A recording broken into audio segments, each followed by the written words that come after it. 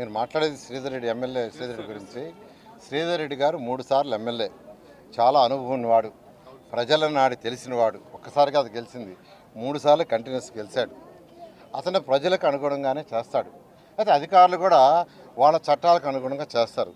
ఇప్పుడు కూడా దాన్ని వయా మీడియంగా ప్రజల పేదలు నిరుపేదలకు ఇబ్బంది లేకుండా చేయాలి. నేను కమిషనర్ గారితో కూడా చెప్పాను. ఇప్పుడు ఏదైతే బోర్డు పెట్టారో అలా పోయేసి మరీ రూల్ పొజిషన్ కాకుండా మీరు 1, 2, 3 సార్లు వాళ్ళకి చెప్పండి.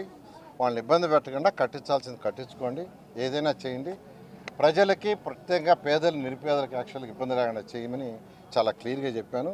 శ్రీధర్ రెడ్డి చెప్పిన దాంట్లో కూడా తప్పు లేదు. నేను కమిషనర్ గారితో మాట్లాడా. టౌన్ ప్లానింగ్ డైరెక్టర్కి ఇక్కడ ఎవరైతే టౌన్ ప్లాన్ చేస్తున్నారో వాళ్ళకి, నుడా వాళ్ళకి, టౌన్ ప్లానింగ్ డైరెక్టర్కి నేను నిన్న కాన్ఫరెన్స్ తీసుకొని చెప్పాను. ప్రజలకు ఇబ్బంది పెట్టద్దు, ఎమ్మెల్యేలకి చెప్పండి రూల్ పొజిషను, వాళ్ళని కూడా ఇబ్బంది పెట్టద్దు. ఎందుకంటే మళ్ళీ ఎలక్షన్లో గెలవాలంటే ప్రజలు ఓటు వేయాలి. అట్టని జిగ్జాగ్గా ఇష్టం వచ్చినట్టు అడ్డదారులలో చేయొద్దు అని చాలా క్లియర్గా చెప్పాను. నేను శ్రీధర్ రెడ్డితో నిన్న కూడా మాట్లాడాను, ఇవాళ కూడా మాట్లాడుతున్నా. ఖచ్చితంగా ఆయనకున్న అనుభవం ప్రజల నాటి తెలుసు ఆయనకి. దానికి తగ్గట్టుగా at the same time rules రెగ్యులేషన్స్లో ఏదన్నా ఇబ్బంది ఉంటే ఆ రూల్స్ రెగ్యులేషన్లో చట్టంలోనే మార్పు తీసుకొస్తాం. శ్రీధర్ రెడ్డికి నారాయణకి అయిపోయింది వారని వారి రోజు మాట్లాడుకుంటున్నాం, రోజు ఉదయం సాయంకాలం మాట్లాడుకుంటున్నాం. ఇప్పుడు ఆయనకి లోకల్గా ప్రాబ్లం వచ్చినప్పుడు ఎత్తుతాడు, తప్పులేదు.